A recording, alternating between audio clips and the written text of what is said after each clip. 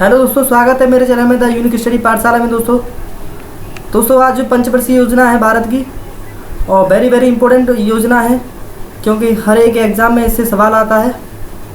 देखते हैं दोस्तों क्या है और किस तरीके से याद कर सकते हो।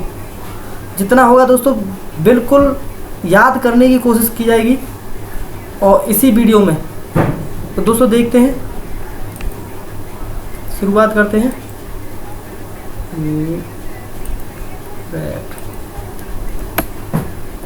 सर्वोदय योजना का विकास किसने किया? जयप्रकाश नारायण। दोस्तों पूछा जाता है सर्वोदय योजना थी, उसका विकास किसने किया था? उसका विकास किया था दोस्तों जयप्रकाश नारायण। ये व्यक्ति बहुत इंपॉर्टेंट है।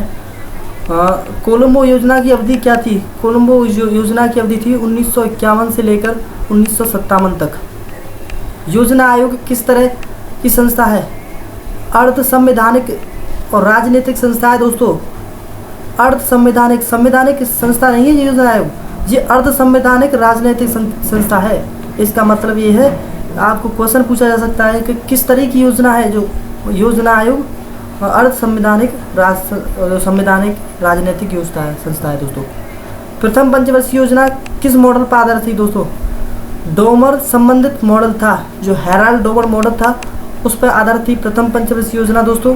वेरी इंपॉर्टेंट, कई बार क्वेश्चन आया है ये। प्रथम पंचवर्षीय योजना की समय अवधि क्या थी? ये समय अवधि याद रखनी है दोस्तों, 51 से 56 तक, 1951 से 56 तक। जो प्रीवियस ईयर आए हुए क्वेश्चन है दोस्तों। द्वितीय पंचवर्षीय योजना का काल क्या था? 56 से 61 तक, 51 से 56, 56 से 61, इस तरीके से याद करना है दोस्तों, लाइन बाय लाइन। द्वितीय पंचवर्षीय योजना किस मॉडल पर आधारित थी? पीसी महालिनोबिस। क्या? पीसी महालिनोबिस की जो मॉडल था उस पर आधारित थी दोस्तों। वेरी इंपॉर्टेंट है। द्वितीय पंचवर्षीय योजना में कौन कौन से इस्पात संयंत्रों की स्थापना की गई? वेरी इंपॉर्टेंट दोस्तों। राउरकेला उड़ीसा में दोस्तों, भिलाई छत्तीसगढ़, दुर्गापुर पश्चिम बंगाल। दुर्गापुर दोस्तों ब्रिटेन की सहायता से स्थापित किया था, और ये तुम्हारा राउरकेला तुम्हारा दोस्तों जर्मनी की सहायता से, और भिलाई रसिया की सहायता से दोस्तों। याद रखना है आपको। इंटीग्रल कोच फैक्ट्री तथा चित्तरंजन लोकोमोटिव की स्थापना किस पंचवर्षीय योजना के द्वारा हुई थी दोस्तों? इंटीग्रल कोच फैक्ट्री रेलवे के एग्जाम के लिए वेरी इंपॉर्टेंट है दोस्तों। द्वितीय पंचवर्षीय योजना में दोस्तों integral coach factory Chittaranjan locomotive की स्थापना की गई थी दोस्तों। तृतीय पंचवर्षीय योजना का जो कब से कब तक थी, इसका समय काल है दोस्तों 1961 से 1966 तक। तीसरी पंचवर्षीय योजना का प्रमुख उद्देश्य क्या था दोस्तों?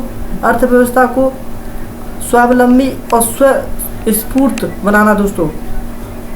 इसका योजना का उद्देश्य था अर्थव्यवस्था को स्वावलंबी और स्वस्फूर्त बनाना।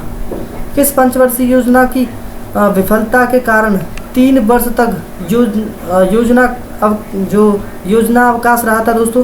तीसरी पंचवर्षीय योजना की विफलता के कारण दोस्तों योजना अवकाश रहा था।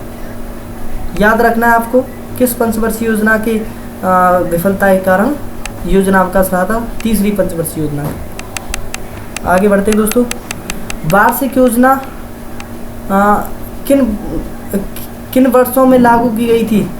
जो वार्षिक योजना की गई थी दोस्तों और विफलता के कारण, जो तीसरी पंचवर्षीय योजना की विफलता के कारण की गई थी, वो 1966 से 1969 के बीच। किस पंचवर्षीय योजना के दौरान कृषि क्षेत्र में हरित क्रांति आरंभ हुई थी?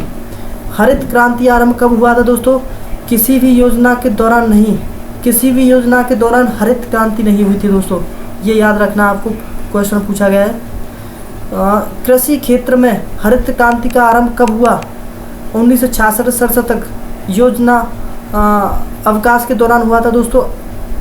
जो हरित क्रांति का जो आरंभ योजना अवकाश के दौरान हुआ था 1966-67 तक। चौथी पंचवर्षीय योजना किस अवधि की रही थी दोस्तों? ये 1969 से 74 तक है इसका समय काल। चौथी पंचवर्षीय योजना किस मॉडल पर आधारित थी? ये दोस्तों consistency model, open consistency model पर आधारित थी जो चौथी पंचवर्षीय योजना है।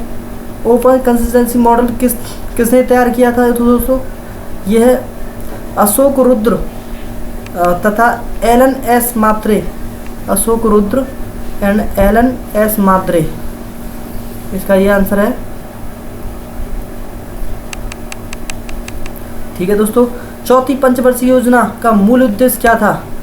स्थिरता के साथ आर्थिक विकास और आत्मनिर्भर प्राप्ति। दोस्तों याद रखना है, स्थिरता के साथ आर्थिक विकास और आत्मनिर्भर प्राप्ति चौथी पंचवर्षीय योजना का ये उद्देश्य था। 14 बैंकों का राष्ट्रीयकरण MRTP अधिनियम तथा बफर स्टॉक की धारणा किस योजना के दौरान लागू हुई थी दोस्तों? ये हुई थी दोस्तों चौथी पंचवर्षीय योजना के दौरान। क्या 14 बैंकों का राष्ट्रीयकरण हुआ था? बिल्कुल। और MRTP अधिनियम तथा बफर स्टॉक की धारणा इसी योजना के संग शुरुआत हुई थी दोस्तों। 14 बैंकों का राष्ट्रीयकरण किस पंचवर्षीय योजना के किया गया था दोस्तों? इसका 1969 के समय किया गया था 14 बैंकों का राष्ट्रीयकरण, और चौथी पंचवर्षीय योजना थी दोस्तों, याद रखना है आपको। ये गरीब हटाओ का नारा सर्वप्रथम किस पंचवर्षीय योजना ने दिया था दोस्तों? ये पांचवी पंचवर्षीय योजना थी, उसमें दिया गया था। 5 ईयर प्लान था, उसमें दोस्तों कहा गया था गरीबी हटाओ का नारा दिया गया था। कई बार पूछा है। जो 5th पंचवर्षीय योजना थी उसकी अवधि क्या थी दोस्तों? 74 से 79, 79, 74 से 79, 79 दोस्तों। 5वीं पंचवर्षीय योजना कब समाप्त कर दी गई दोस्तों? 1978, 1978 ये इस समय दोस्तों समाप्त कर दी गई थी। किस सरकार ने 5वीं पंचवर्षीय योजना को समय से 1 वर्ष पूर्व ही समाप्त घोषित कर दिया था? जनता पार्टी सरकार थी दोस्तों ये। और जनता पार्टी सरकार द्वारा पेश 6ठी पंचवर्षीय योजना को क्या नाम दिया गया था? अनवरत प्लान, रोलिंग प्लान।